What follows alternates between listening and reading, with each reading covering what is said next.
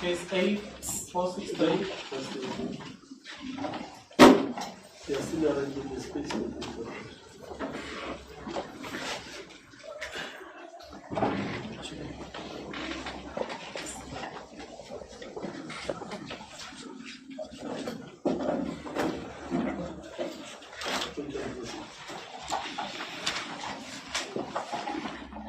Today is the 30th of August 2024.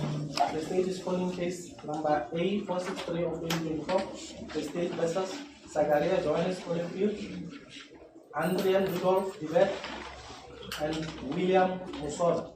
They are here before presiding officer, Mr. Chaya, public prosecutor Mankweng, interpreter Ms. Chauke. For the defense, for case number 1, Advocate Fender. For case number 2, Ms. Mayer. For case number 3, Ms. Brown. The Nokrafa, Ms. Majutana. Court orderlies, Warren Luxa Mgali and Warren Luxa Makgato. The 3 accused persons are before court facing the following charges: number 1, murder; number 2, murder; number 3, attempted murder; number 4, possession of an unlicensed firearm; number 5, possession of ammunition; number 6, defeating or obstructing the course of administration of justice. In respect of accused number 3 only is also facing a charge for contravening the Immigration Act. The matter was adjourned until today for a formal bail application, and the state is ready to proceed with the bail application, and we are opposing that they be released on bail.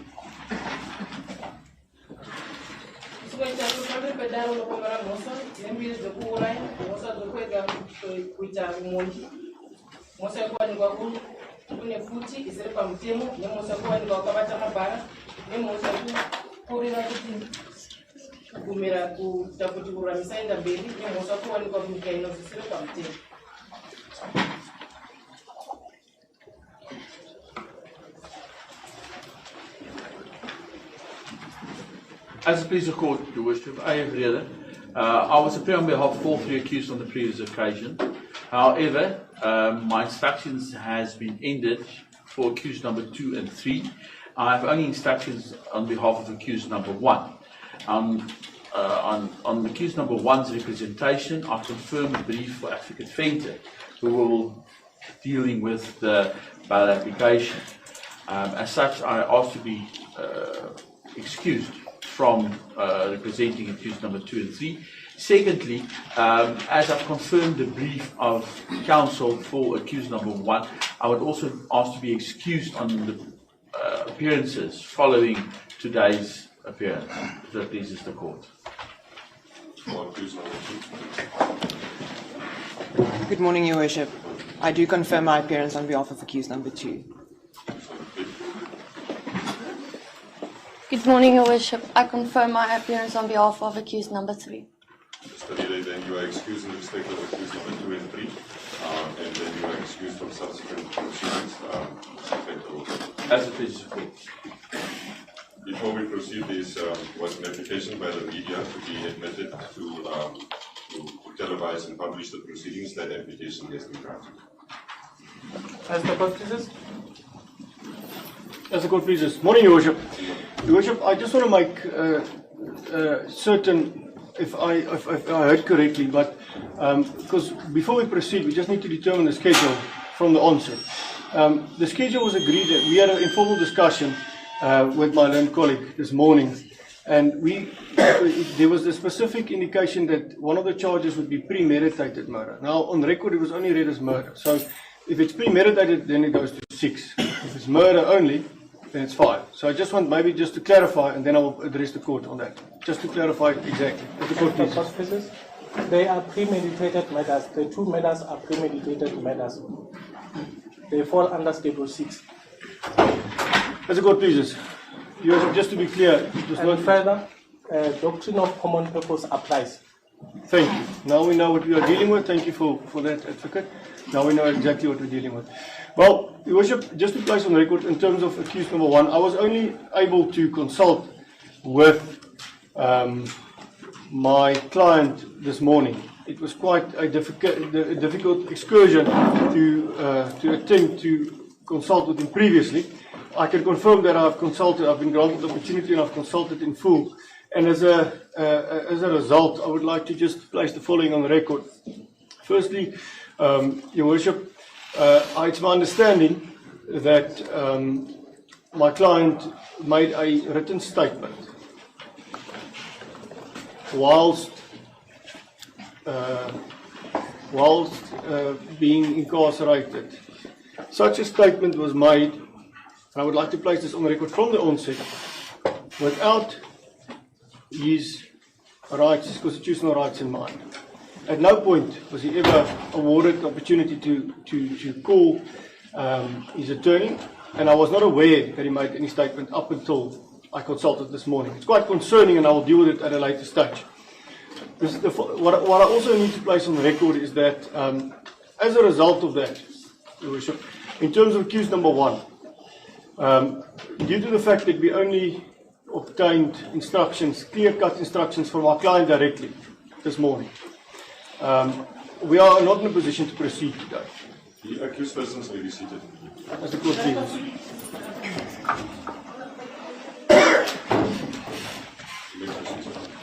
Just to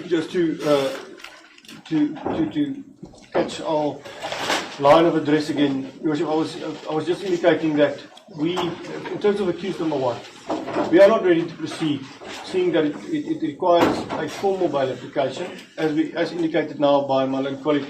It is a opposed application. I would like to be granted a proper opportunity, firstly, to further consult with my client, and secondly, just to have a proper opportunity to prepare and fill up the bail affidavit that I've already prepared for today. But due to the fact, and the information that was given to me now, due to the fact that there was a statement now, a formal statement given by my client, while he was not represented, without the benefit of proper knowledge of the eventual, let's say, impact of such a statement on his case, I would like to implore the court to allow me input into the docket now, or access to the docket. But I would like to, from the onset, give an indication that I believe it will be opposed this morning.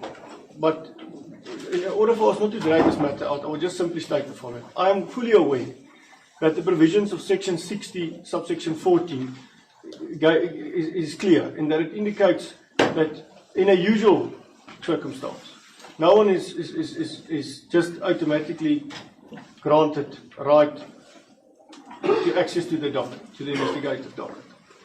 However, I would like to just very briefly refer the court to section 335 of the Criminal Procedure Act, which reads as follows. A person who makes statement entitled to copy thereof. Whenever a person, as in relation to any matter made to a peace officer, a statement in writing or a statement which was reduced to writing, and criminal proceedings are thereafter instituted against such a person in connection with that matter, the person in possession of such statement shall furnish the person who made the statement at his request with a copy of such statement. And the reason why I'm imploring the court and referring to realize the application of 335, and in referring the court to that specifically is, I am not applying for the full docket. What might be on the docket at this stage, we don't know. But I only want that statement. So I implore the court as well as the state to realize that there's no, if you want to oppose, I'm ready to proceed, but to oppose something that is rightfully already recognized in the Criminal Procedure Act as a right, I don't think we're gonna run around in circles. I can respectfully refer the court to Section 34 of the Constitution, as well as the commentaries, specifically the commentaries of Van der Merwe 2001 SCA CJ 297. For the sake of the court, my own colleague, Van der Merwe 2001 SAC J 297, where it's an extensive journal, but I'll just read the relevant sections to the court for the record, where Section 34 of the Constitution is clearly deemed to be applicable, and it's confirmed that if it's the statement only, there's no real reason for opposition, in my respectful opinion. It is argued in terms of Section 34 of the Constitution of the Republic of South Africa, which is Act 108 of 1996, a bail applicant has a constitutional right to a fair bail hearing, and that access to his Section 335 statement is necessary to secure such a hearing. Access to a Section 335 statement ensures that there is equality of arms, and I'd just like to indicate to the court, it is right that whenever a witness is called and made an affidavit on which the state will rely, let's call it a bail witness for the state, they have the opportunity to peruse such an affidavit and to refresh their minds. So, on that basis, in a further argument, an amplification of the validation for my request, I refer the court to that fact, that it would be unfair that one witness of the one party is allowed access to an affidavit or a statement to refresh his mind, but the other party cannot do so. And secondly, I will also just refer the court to the fact that Section 35, subsection 1 of the Constitution deals with how evidence is obtained, well, Section 35 in broad terms, how evidence is obtained and the validity thereof. And I have to place on the record, it's massively concerning that the SAPS went ahead and proceeded to obtain a statement from a person that's detained in their custody, knowing full well what the implications of such a statement and the fact that he is not represented or allowed to call a representative will have on their case. I cannot fathom why, but things happen in the heat of the moment. I do understand so. Lastly, Your Worship, just on that, just to indicate where my mind is at this stage. The statement itself relates to a very serious charge. Not only one, but several very serious charges. I would be put, as the legal practitioner for the defense, I would be put at a massive disposition if I do not have access to that statement. Effectively, that statement is what, to my understanding, is what gave light to the investigations, and it effectively guided the SAPS quite effectively in their investigations. So, not only is it a necessity for me as an accused, as the defense practitioner for the accused, to have insight to that, it will also give me a clear indication of how to assist the accused. And it will put me, and this is very important, Your Worship, it will put me in a position, myself and Mr. Reeder, my instructing attorney, in a position to adequately and properly advise our client in relation to the way forward. In relation to the way forward with regards to bail proceedings or with regards to the trial itself? Bail proceedings and the trial itself. Because bail proceedings, obviously we are now at a post stage. And secondly, the trial itself, Your Worship will note, and maybe I'm running ahead, but exceptional circumstances needs to be proven on a Schedule 6 bail application. One of those exceptional circumstances that might lead to a bail application being granted is the consideration of the intention of the accused to deal with the matter. And I can only advise my client specifically to what is the best way forward if I have a clear indication of what transpired. Effectively, that is the best version for us to consider our position. And I will leave it at that. I believe that it will be vehemently opposed this morning, but I have to just to take a step back and reiterate after all of my submissions this morning. I'm only looking for the statement. And it is common cause that statement was made at the SAPS while my client was in custody and control of the SAPS, and it was made to a peace offer. So all of the requirements of Section 335 is met by this request this morning. I'm not looking at the whole docket. We will be here for days if we have to fight about that. I simply want the statement, as the court pleases. If there's anything that the court require me to address the court on after my very short submission. No. Just one more thing, just to reconfirm that you're not ready to proceed with the bail application. No, Your Worship, we are not ready to proceed. It's my express instruction from my client that we need to, in light of the request and further consultations, I need to conduct further consultation with my client. As the court pleases. As the court pleases. Since my colleague was given a chance to read the provisions of the Criminal Procedure Act, may I also be given a chance, Your Worship, to read to the Honourable Court what Section 60, subsection 14 says regarding access to contents of the docket. It says, notwithstanding anything to the contrary contained in any law, no accused shall, for the purpose of bail proceedings, have access to any information, record, or document relating to the offence which is contained in or forms part of the police docket, including any information, record or document which is held by any police official charged with the investigation in question, unless the prosecutor otherwise directs. The prosecutor is given a discretion, Your Worship. This was further decided in S versus Joseph's 2001, SACR, page 664, C in brackets. It was decided that Section 60:14 vests a discretion in the prosecutor to disclose information or material in the docket. And as of now, as they state, we are refusing to provide the defense with any statement or anything that forms part of our evidential material. The section that my learned friend quoted, Section 335 of the CPA, does not govern bail proceedings. Bail proceedings are governed by provisions of Section 60 of the Criminal Procedure Act. And when the court will be deciding on this matter, it should take into account what the provisions of Section 60 are saying, and not the provisions of Section 335 of the CPA, because they are not the ones that are governing bail proceedings.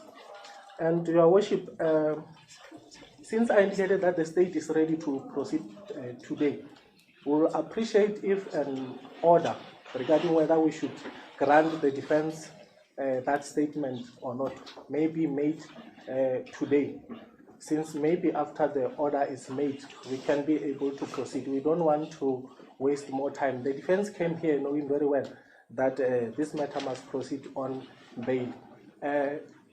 It is their fault that they decided not to consult with the accused persons at the police holding cells and decided to come and consult with them here at court today. Mr. Pinter says that they encountered difficulties, if I'm not mistaken. Maybe I can be very clear and crisp. I was denied access to the specific details of the matter. I told the control prosecutor on a landline. I was informed until such time that she meets me in person, I will not be granted access to information or access to my client. That was expressly stated, and I challenge anyone to differ from that. That's the first thing. Secondly, I'm quite sure. I'm not as conversant with this area, but I'm quite sure that the arrest was made at one SAPS station and then moved, and then they were specifically moved to a SAPS station, and we were not informed of such. So, I need to place on record that if I was granted the opportunity to consult with my client, I will not be doing so 50 minutes before a court appearance for the second time.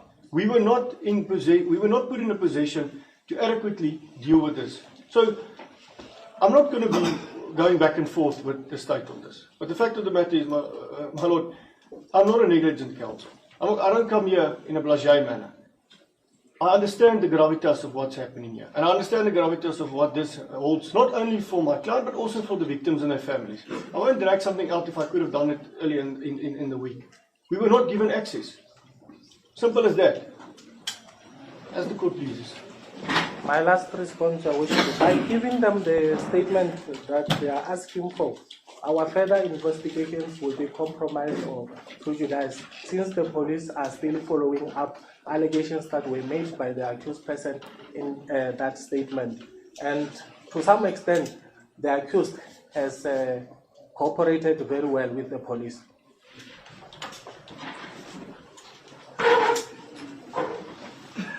Can I respond to that specifically? I cannot understand the logic of stating that the investigations will be negatively affected.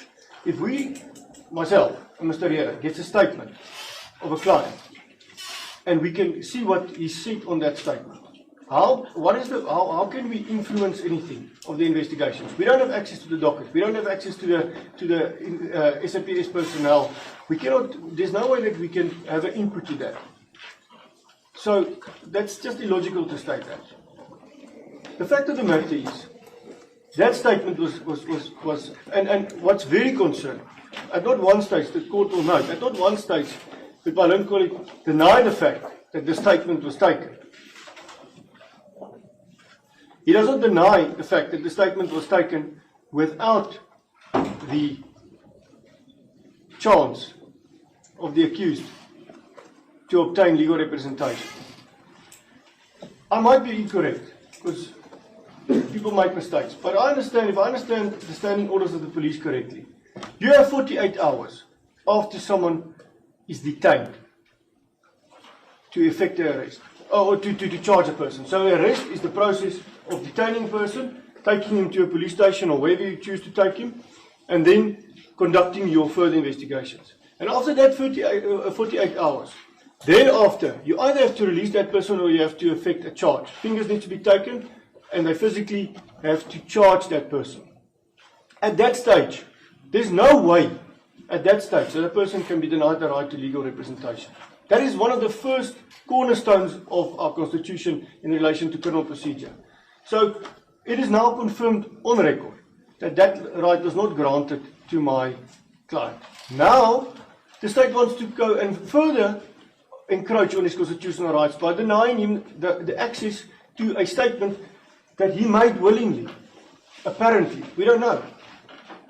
I mean, that's shocking, to say the least. Lastly, Your Worship, we came here this morning. My Lord colleague and myself, we've got a bail affidavit. But certain specific averments needs to be contained in a bail affidavit for it to be considered effective. And we are not in a position to make such averments or to include such averments in our affidavit if it's not accurate. We don't have this information. So how can we come to court now and just file an affidavit? This is not a Schedule 1 simple charge. This is something that affects the community, and it affects the interest of justice. Lastly, the court as a statute. This is an institution that's guarded by statutes, and the statutes are clear. The statutory provision clearly states that this is not even something that needs to be argued. It's actually just a process that needs to be completed. So there's no grounds for the state to deny us access to that statement. And it would be highly unfair for us to be put in a position to get that statement at what's it now. My It's 10 minutes past 11 on the day that you have to bring in an opposed application. Now you get access to a statement. We don't know the length of the statement. We don't know what's contained in it. We don't know if we have to take further instructions, maybe take a physical look at the scene where it occurred, the incident allegedly occurred. I mean, it would just be not fair. So the court please. In respect of accused number 2. Good morning, Your Worship. Your Worship, as indicated by Mr. Reder, he had previously had instructions to represent all 3 accused, which instructions were then terminated on behalf of accused number 2 and 3. I received instructions to represent accused number 2 on Wednesday, the day before yesterday, Your Worship. I did not have the opportunity to meet and or consult with my client prior to the proceedings today. I did attempt to prepare an affidavit in support of a bail application in terms of Schedule 6 of the Criminal Procedure Act from information provided by third parties. Unfortunately, having been granted the opportunity today to consult with my clients, the information that I was provided with by third parties is not sufficient to proceed with a bail application today. And now, just to address this issue, Your Worship, with the state indicating that it is the defence's fault that we did not consult with our clients prior. If I'm not mistaken, Your Worship, at a bail application, the accused is the applicant, the guider of the process. Now, in terms of Section 60, subsection 11, subsection A of the Criminal Procedure Act, and I will read this in the record. Notwithstanding any provision of the Act where an accused is charged with an offence referred to in Schedule 6, the court shall order that the accused be detained in custody until he or she is dealt with in accordance with the law, unless the accused, having been given a reasonable opportunity to do so, adduces evidence which satisfies the court that exceptional circumstances exist, which in the interest of justice permit his or her release on bail. Now, it is clear that the Criminal Procedure Act states that an accused needs to be provided with a reasonable opportunity to discharge a very high onus of proving exceptional circumstances which in the interest of justice permit his release on bail. Now, Your Worship, also there's an application by accused number 2 in terms of Section 60, subsection 14, to disclosure of the police docket as it stands. And my learned friend very strategically stopped quoting the Criminal Procedure Act at a very pertinent issue, and I will read the entire section into record. 60 sub 14. 60 sub 14, correct, Your Worship. Notwithstanding anything to the contrary contained in any law, no accused shall, for the purposes of bail proceedings, have access to any information, record or document relating to the offence in question which is contained in or forms part of a police docket, including any information, record or document which is held by any police official charged with the investigation in question, unless the prosecutor otherwise directs, provided that this subsection shall not be construed as denying an accused access to any information, record or document to which he or she may be entitled for purposes of his or her trial. Now, unless the state is going to allege that the contents of their docket as it stands will not be used at the trial proceedings for this matter, it is clear that subsection 60 sub 14 does make provision for disclosure of the police docket for preparation. And also, to take it further, the Toy et al., the commentary on the Criminal Procedure Act, when considering section 60 sub 14, states the following, and I will read this into record. According to the Constitutional Court, the words have access to in section 60 sub 14 should be interpreted as barring physical access to the contents of the docket in the sense of having sight to or perusing such contents, However, it was also confirmed that Section 60, sub 14, could not be read as sanctioning an absolute refusal on the part of the prosecution to disclose any information relating to the pending charge or charges. It was pointed out that a prosecutor may have to be ordered by the court to furnish information in order to afford the bail applicant the reasonable opportunity as required in terms of Section 60 sub 11. This was also confirmed in State versus Lamini. In furtherance, and I quote, Your Worship, Section 60 sub 14 and the court's duty and power in terms of Section 60 sub 3 and sub 10. The Constitutional Court concluded that Section 60 sub 14, read restrictively as indicated, was not unconstitutional. In State versus Mork is an example of a case. State versus? Mork, M-A-U-K, 1999, Volume 2, SACR 479W, is an example of a case where denial of access to the police docket resulted in the accused not having a reasonable opportunity as required in terms of Section 60 sub 11 sub A to establish exceptional circumstances. At paragraph 489C to D, Judge Snyders found as follows, and this is unfortunately in Afrikaans, but I quote it into the record. Die feit dat 'n oormatige onus op die applikant geplaas is, dat bevind is dat hy nie die bewyslag gekwyt het nie, ten spyte van die afwesigheid van weerleggende getuienis en die feit dat die applikant nie 'n redelike geleentheid gebied is tot die inligting in die dossier nie, het in hierdie saak prakties die effek gehad dat borg vir die applikant 'n illusie geword het. Now to translate that roughly into English, Your Worship, it states that, well, it was argued that there is a extremely high onus placed on an accused applying for a bail application, or applying for bail in terms of Section 60 sub 11 sub A of the Criminal Procedure Act, read with Schedule 6.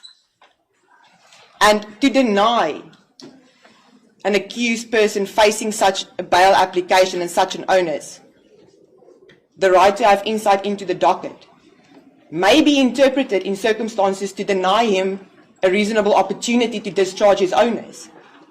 Because at the end of the day, exceptional circumstances, it is tried law, is proven by three cardinal ways.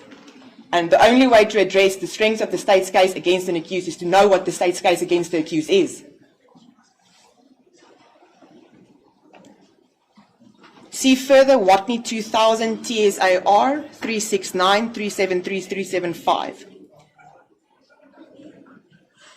And this is also, and I refer to the same State versus Josephs that the state referred to, but also refused or neglected to leave out.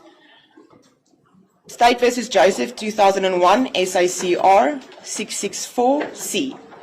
At 664C, it was said that Section 60:14 vests a discretion in the prosecution to disclose information or material in the docket. It is not an unfettered discretion.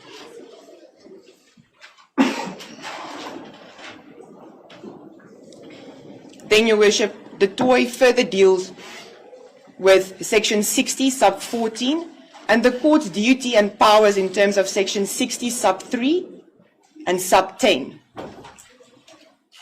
Circumstances may be of such a nature that a court is, on the basis of Section 60 sub 3 and 60 sub 10, duty bound to order the state to grant the defense access to some information contained in the police docket.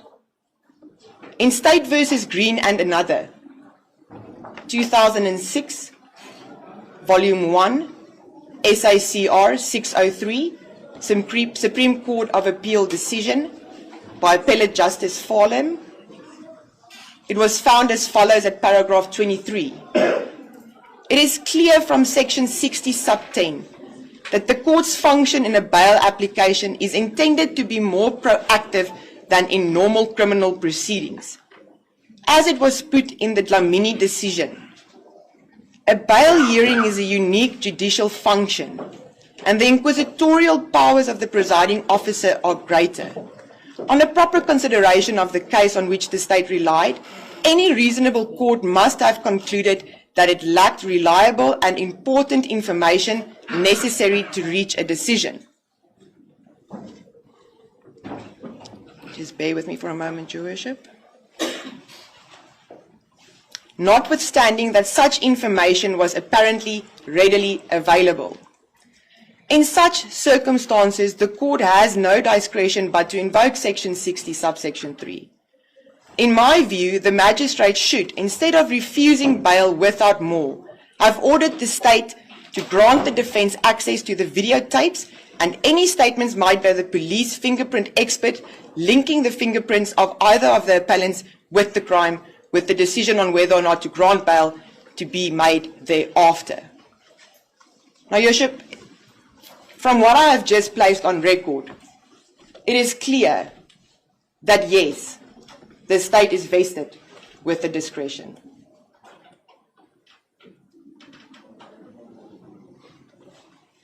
They do not have blanket authority on that. Now, we've approached the state this morning. We've asked for that access. We were denied. They've exercised their discretion. We now bring an application to this court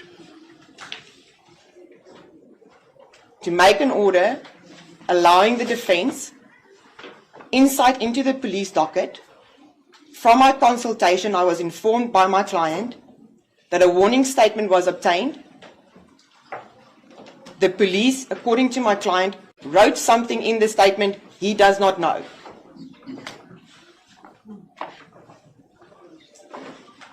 There is clearly information contained in the docket by the state's own submission that information by the accused is leading their investigation, which is a preposterous notion to begin with.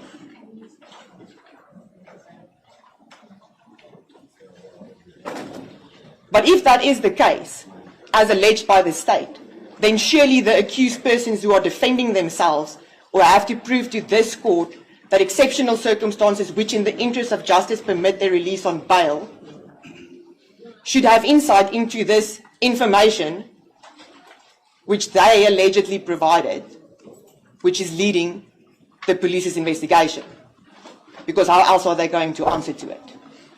So your application is for access to the docket in general or specifically to statement made by your client? To the docket in general, Your Worship. It is provided for by the Criminal Procedure Act, by the decision of State versus Dlamini by the Constitutional Court, by State versus Green,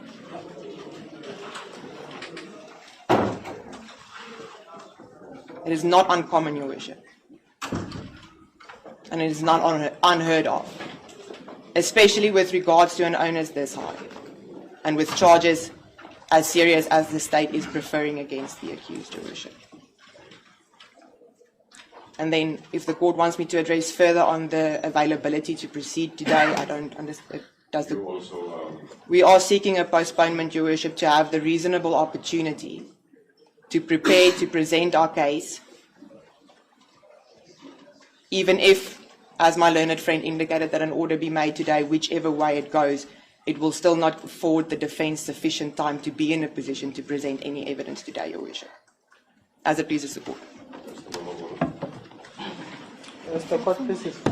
Accused number 2 actually did not make a statement to the police. His warning statement consists of only 2 sentences. Initially, after my colleague addressed the court for so long, quoting the Criminal Procedure Act and referring us to several case laws, I even thought maybe she's supporting application by accused number 1. But at the end, she said that they want the docket as a whole. My address in respect of accused number 1 regarding contents or access to police docket contents still applies to accused number 2. We are refusing, we are not going to provide you with the statements that are in the docket. Next over, accused number 3. Good morning, Your Worship. Your Worship, I only received instructions last night at about 9 o'clock, Your Worship. Your Worship, this morning was the first time I had to consult with my client. Your Worship, after taking proper instructions, it's my submission that I would need a reasonable opportunity to prepare to discharge the onus to establish exceptional circumstances, Your Worship, as per section 60 sub 11, Your Worship. Your Worship, this matter is opposed and the charges are very serious, Your Worship, and thus I pray for a postponement, Your Worship, to consult and properly prepare, Your Worship. That's my submission. And you've got no application with regards to any excess or... No, Your Worship. No. My learned friend, in respect of accused number 3, did not complicate the application by applying to have access to docket contents. As a result, we can give a chance to prepare thoroughly for the bail application. Okay, the court will take a small adjournment to consider the application. So we'll reconvene in 30 minutes for the court then to deliver. As the court cases?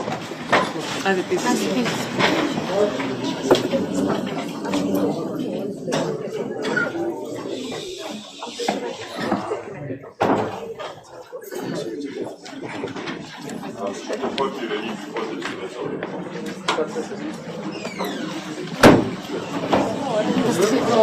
Mijn papa was gewoon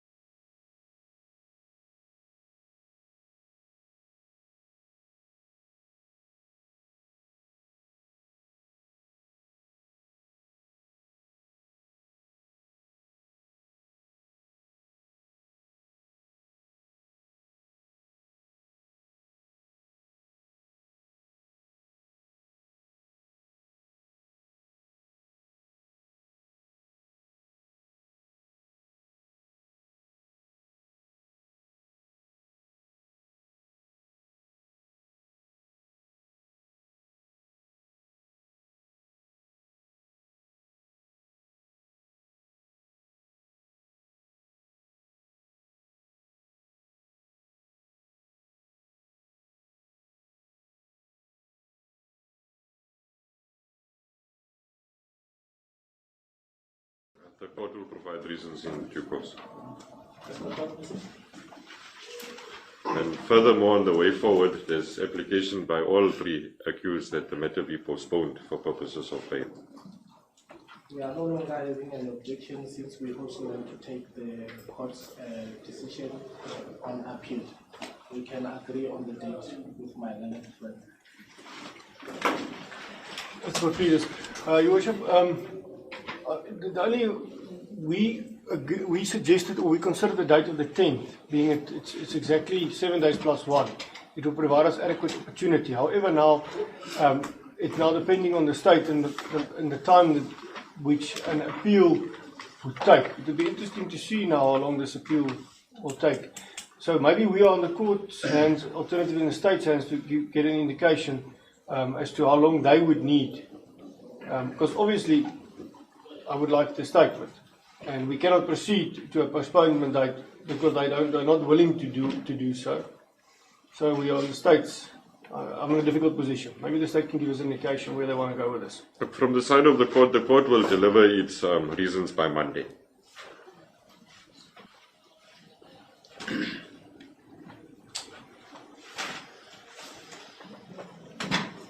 Can we try and provisionally give it 2 weeks?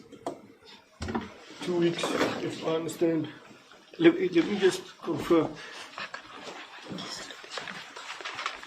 Well, we are in a position, Your Worship, where there's 3 accused. Only one accused has got a statement that being my client would want. The rest of the other 2 accused can continue with their bail applications. That's something for the court and the state to consider. I mean, there's no reason for them for their constitutional right to be encroached any further due to the fact that the state now wants to appeal the thing. You must also understand the practicality, because will the state then be calling, I don't know how the state is proceeding in its opposition of the bail, but will the state be calling for oral evidence or viva voce evidence, and then would you respond at one time to all 3 applications, or in respect of each one differently? We wanted to respond through viva voce evidence, and we wanted to avoid having to call the same investigating officer twice or 3 times to come and say the same thing, and we'll also be obliged to need the services of another presiding officer in case one is going to proceed with the application for the others. Your Worship, if I may just address the court on this. There is no reason for the constitutional rights of accused number 2 to be affected by the judgment in respect of accused number 1 and the state's willingness to or request to appeal such order granted by this honourable court. In furtherance of that, the presiding officer that would need to change would be in respect of accused number 1, not in terms of accused number 2 and 3. There was no negative decision made or prejudice towards the state for this court to hear the bail application of accused number 2 in this matter. The date of the 10th of September, that was suitable for all 3 of you? Yes, Your Worship. Would Accused that number date 2 suit can... the state, then we can postpone to that date. Pending then, you might, once the reasons are delivered, then I guess the state will also have a way forward with regards to the appeal. I don't know whether the appeal will be dealt with on an urgent basis. I'm not too sure of the time frames there. It has to be dealt with on an urgent basis, Your Worship. In that case, if we will be forced to proceed with bail application of accused number 2 and 3, I want to withdraw what I said that we will proceed viva voce.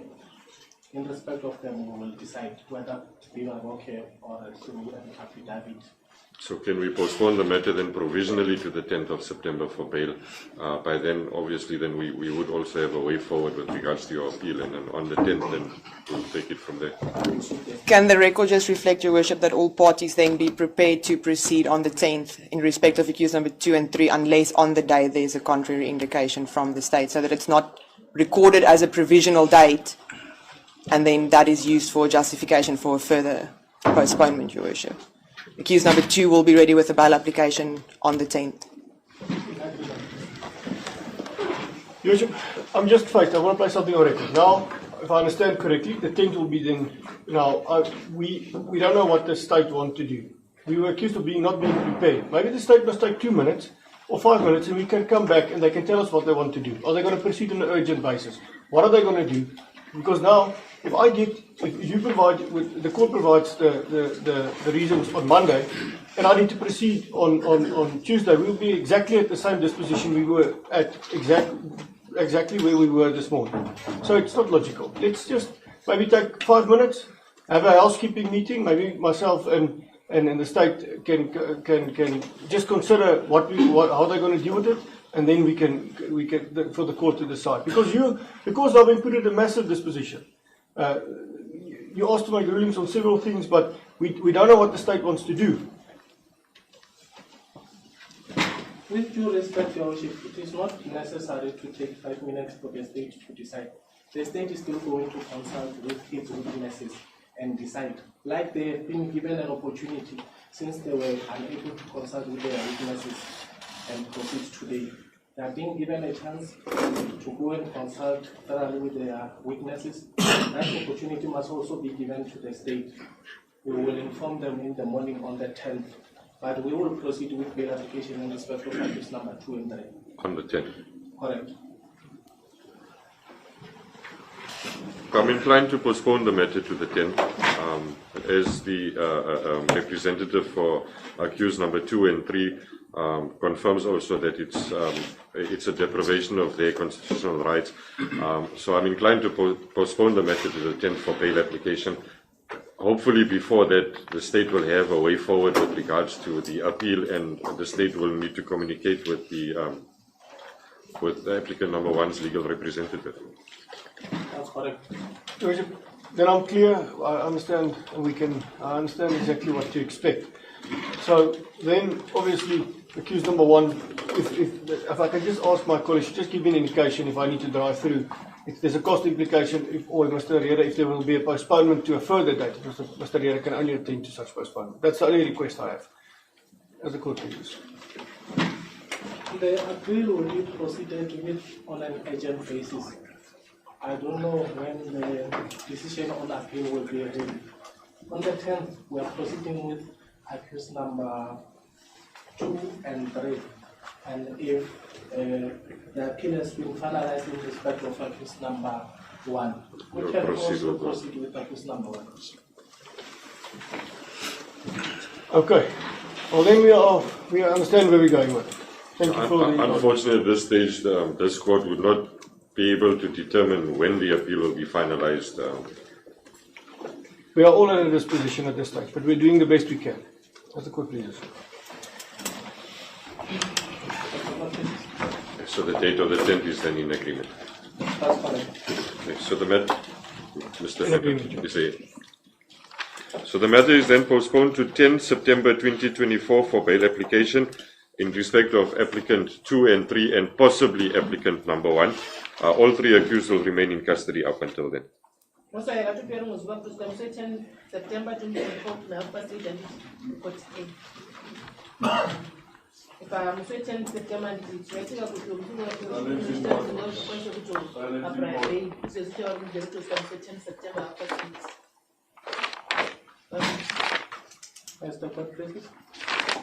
As it pleases the court, Your Worship. As it pleases the court, Your Worship. Your Worship, that concludes my matters before you today. May I please be excused? Yes, the court will adjourn for a few minutes to allow the gallery to clear